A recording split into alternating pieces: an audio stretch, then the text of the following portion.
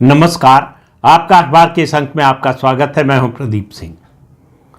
इस समय एक मुद्दे पर बड़ा विवाद मचा हुआ है। वो मुद्दा है केंद्रीय गृह मंत्री अमित शाह का जो भाषण हुआ संविधान के 75 साल पूरे होने के उपलक्ष्य में, जो चर्चा चल रही थी सदन में, उसमें राज्यसभा में उनका भाषण हुआ। उस भाषण के दौरान उन्होंने जो कुछ कहा उसमें से 10-15 सेकेंड का मुश्किल से एक क्लिप काटकर कांग्रेस के लोग चला रहे हैं और उसके आधार पर भारतीय जनता पार्टी को और मोदी सरकार को अंबेडकर और दलितों का विरोधी बता रहे हैं। अब आप देखिए, ये कांग्रेस पार्टी के मुंह में खून लग गया है। लोकसभा चुनाव के दौरान यही किया।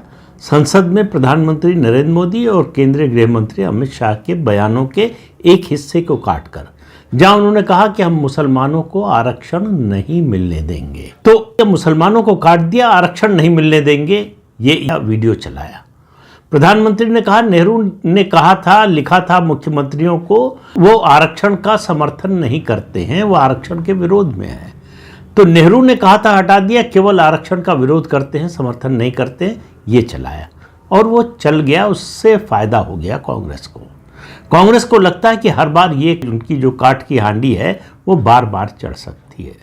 लेकिन कुछ लोग ऐसे होते हैं जिनको अपने ही पाले में गोल करने में मजा आता है। कांग्रेस पार्टी और राहुल गांधी ऐसे लोगों में शामिल हो गए। कांग्रेस पार्टी बार बार ऐसे मुद्दे उठाती है जिस पर उसको मालूम है कि मात उसी को मिलने वाली है। अभी संविधान का ही मुद्दा ले लीजिए। संविधान का मुद्दा पिछले 6 महीने 1 साल से लेकर घूम रही थी कांग्रेस पार्टी और संविधान के 75 साल पूरे होने पर बहस की भी मांग की और बहस को मंजूरी मिल गई, दोनों सदनों में हो गई। नतीजा ये हुआ कि कांग्रेस का जो पुराना पाप था वो भी सामने आ गया। सब कांग्रेस ने पिछले 75 सालों में संविधान के साथ क्या क्या कुकर्म किया वो सब एक बार फिर से लोगों के सामने आ गया। जो लोग भूल गए थे या जिन्हें मालूम नहीं था उन्हें मालूम हो गया, जो भूल गए थे उनको फिर से याद आ गया। ये एक तरह का सेल्फ गोल था कांग्रेस पार्टी का और कांग्रेस पार्टी की ओर से कोई ऐसा वक्ता नहीं आया जो अपनी बात प्रभावी तरीके से, तार्किक तरीके से और तथ्यों के आधार पर रख सके। भावनात्मक आधार पर केवल जो है आरोप लगाने के स्तर पर इससे आगे कांग्रेस पार्टी बढ़ नहीं पाई। उसको लग रहा था कि ये तो बहुत भारी मात हो गई। एक तो हरियाणा और महाराष्ट्र का चुनाव हार गए विधानसभा का, उसकी वजह से किरकिरी हो रही है। हमारे साथी दल ही हमारे खिलाफ हो रहे हैं, हमारे नेतृत्व पर यानी राहुल गांधी के नेतृत्व पर सवाल उठ रहा है। तो संकट से घिरी हुई कांग्रेस को तिनके के सहारे के रूप में लगा कि अगर हम केंद्रीय गृह मंत्री अमित शाह के बयान का ये छोटा सा हिस्सा काटकर चलाएं और इसको मुद्दा बनाएं तो हमको फायदा मिल सकता है। कांग्रेस और बाबा साहब भीमराव अंबेडकर, इनमें हमेशा से 36 का आंकड़ा रहा है। ऐतिहासिक तथ्य इसके गवाह है और ये किसी पार्टी का आरोप नहीं है। इस पर कौन पार्टी क्या बोल रही है उसमें जाने की जरूरत ही नहीं है। खुद बाबा साहब अंबेडकर ने जो बातें कही हैं, केवल उन्हीं पर ध्यान दें। पूना पैक्ट याद होगा आपको। पूना पैक्ट साइन नहीं करना चाहते थे डॉक्टर अंबेडकर। गांधी जी आमरण अनशन पर बैठ गए, उनकी हालत खराब होने लगी तो डॉक्टर अंबेडकर ने उस पर दस्तखत किए। उन्होंने कहा कि ये एक तरह से इमोशनल ब्लैकमेल किया है गांधी जी ने।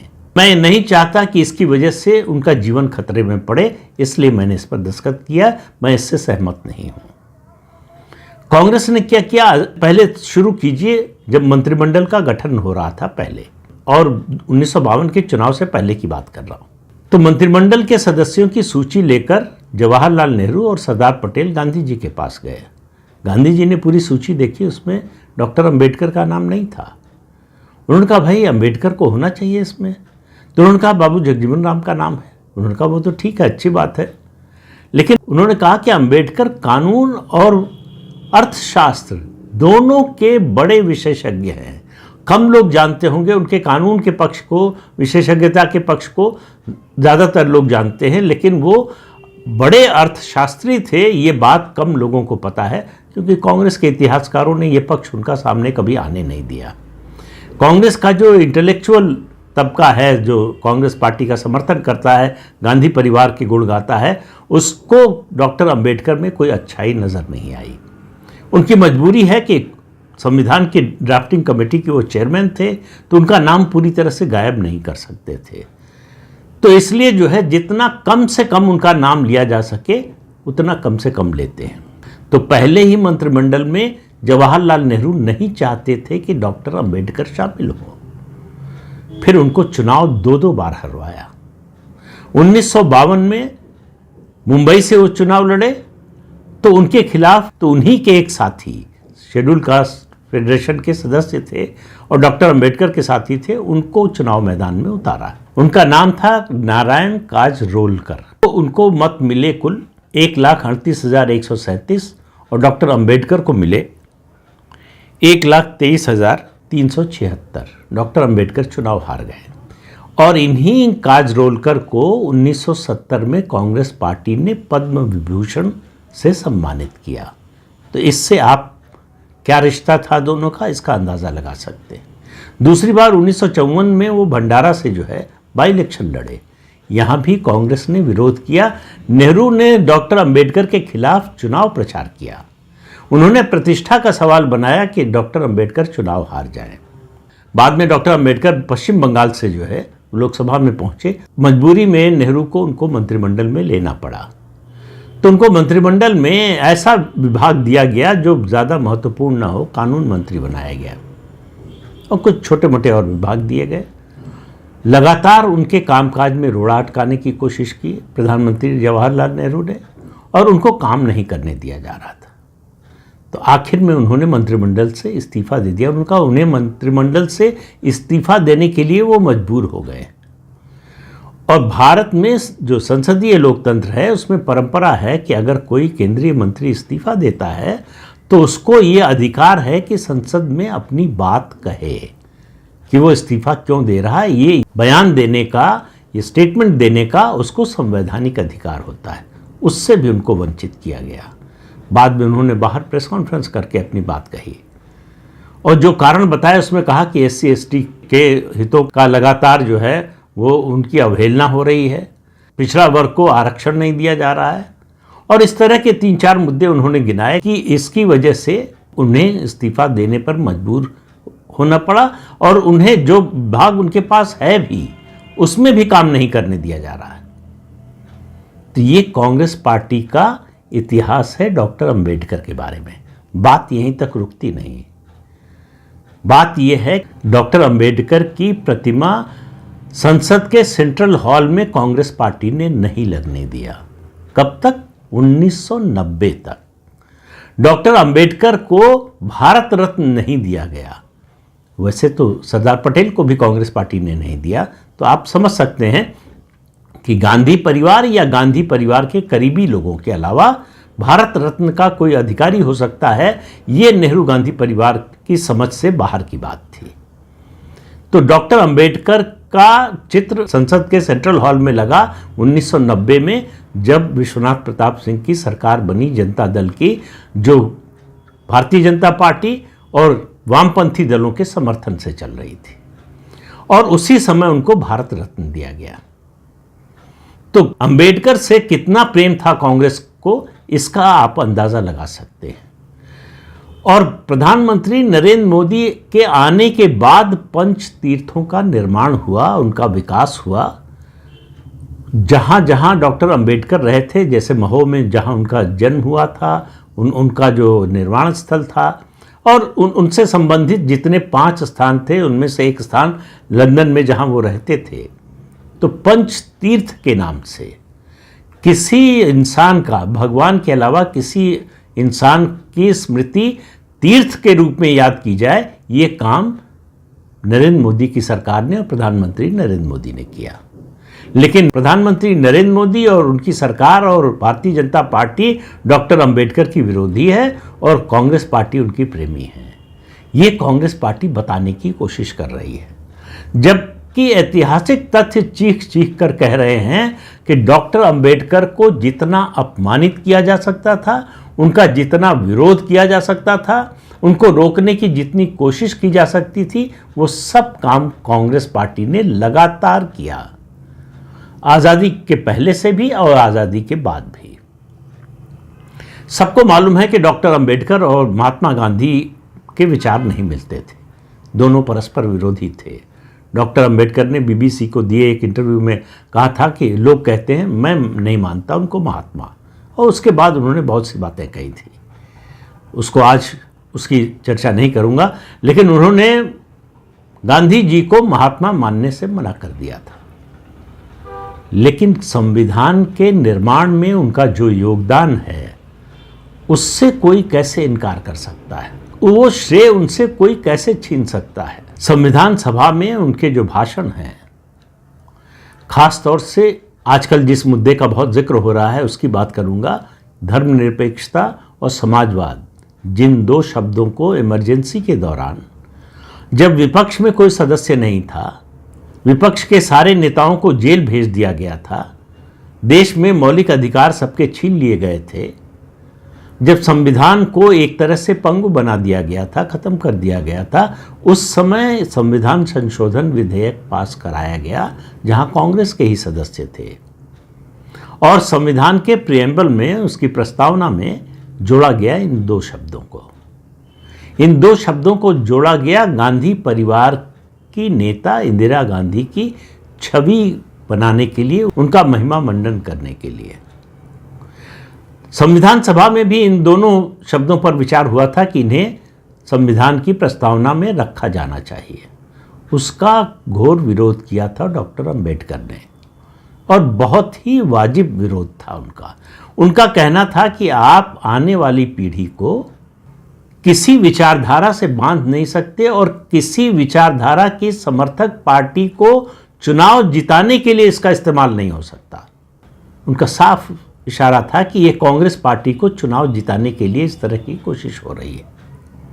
उन्होंने कहा यह आने वाला समय, परिस्थितियां और देश के लोग तय करेंगे कि उनको किस विचारधारा पर देश को चलाना है, उसकी आर्थिक नीति को चलाना है, और किस विचारधारा पर समाज को चलाना है। तो उन भावी पीढ़ियों का जो अधिकार है उसको हम छीन नहीं सकते। हम ये नहीं तय कर सकते कि यही बना हुआ खांचा है, इसी में उनको चलना है। ये काम संविधान का नहीं है।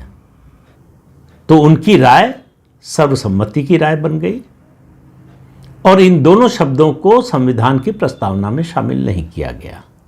जिस दिन इमरजेंसी के दौरान इन दोनों शब्दों को संविधान की प्रस्तावना में शामिल किया गया, डॉक्टर अंबेडकर के खिलाफ इससे बड़ा अविश्वास और इससे बड़ा उनका अपमान कांग्रेस नहीं कर सकती थी, जो कांग्रेस पार्टी ने किया, जिसके लिए आज तक कांग्रेस पार्टी ने अफसोस जाहिर नहीं किया।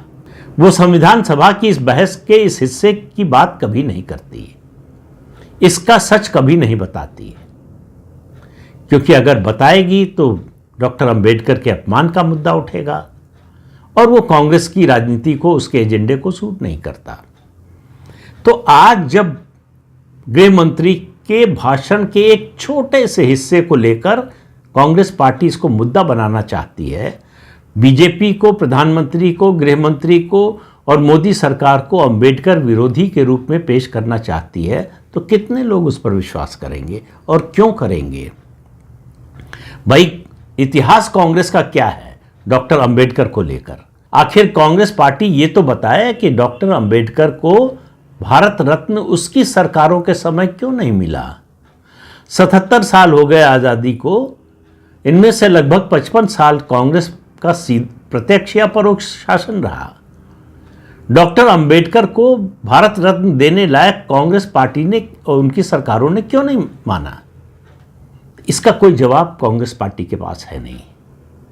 तो कांग्रेस पार्टी के पास कोई जवाब नहीं है। डॉक्टर अंबेडकर से उसकी घृणा, मैं कह रहा हूं विरोध भी नहीं, घृणा इतिहास में भरी पड़ी है। तो उसको छिपाने के लिए, उसको दबाने के लिए, क्योंकि उसको संविधान का मुद्दा उठाना है, उसको आरक्षण का मुद्दा उठाना है, और ये दोनों मुद्दे वो डॉक्टर अंबेडकर का नाम लिए बिना उठा नहीं सकते। तो इसलिए डॉक्टर अंबेडकर की अचानक याद आ गई, इसलिए अचानक डॉक्टर अंबेडकर से प्रेम हो गया है।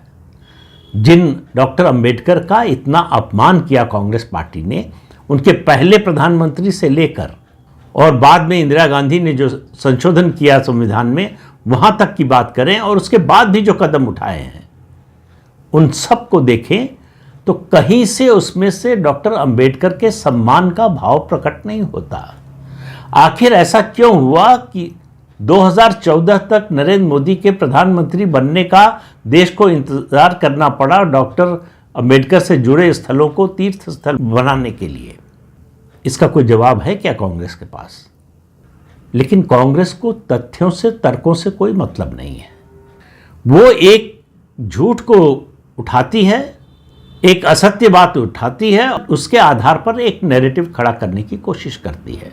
पुरानी बातों को भूल भी जाएं तो पिछले 10 साल में जितने ऐसे मुद्दे उठाए हैं कांग्रेस पार्टी ने, वो चाहे राफेल का मुद्दा हो, चाहे पेगासस का मुद्दा हो, चाहे अडानी का मुद्दा हो, चाहे दूसरे मुद्दे हों, हर मुद्दे पर कांग्रेस को मुंह की खानी पड़ी है। हर मुद्दे पर कांग्रेस का साथ तथ्यों ने नहीं दिया है। लेकिन कांग्रेस अपनी इस आदत से पीछे हटने को तैयार नहीं है। तो ये भी चलेगा, कुछ दिन चलेगा, क्योंकि अभी अभी संसद में इतनी बड़ी मात मिली है। उससे पहले 2 राज्यों में विधानसभा चुनाव में, 2 क्यों 4 राज्यों में हुआ, चारों की बात करनी चाहिए। चारों में से किसी में कांग्रेस पार्टी के हाथ कुछ नहीं आया। भले ही बीजेपी घाटी में हार गई हो जम्मू कश्मीर में, भले ही झारखंड में बीजेपी हार गई हो, लेकिन कांग्रेस को क्या मिला इन 4 राज्यों में? तो कांग्रेस अपनी हार की खिसियाहट, अपनी हार की खीज और जिस तरह से उसको मात दिया है भारतीय जनता पार्टी ने संविधान के 75 साल होने के अवसर पर हुई बहस में, चर्चा में, कांग्रेस को समझ में नहीं आ रहा है कि उसको इसका जवाब कैसे दे। वो इसके जवाब में बोलना क्या चाहिए।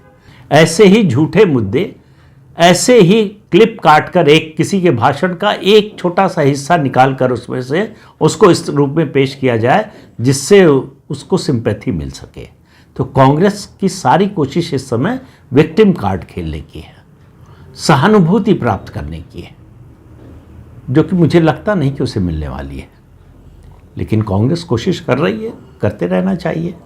अब ये तो आम लोगों पर है, मतदाता पर है कि वो इसको किस रूप में देखते हैं, सच को पहचान पाते हैं या नहीं पहचान पाते हैं। तो अंतिम फैसला तो मतदाता को ही करना है और मतदाता करता हुआ दिखाई भी दे रहा है। तो इस अंक में इतना ही। अगले अंक में फिर मिलेंगे किसी नए मुद्दे के साथ। तब तक के लिए अनुमति दीजिए।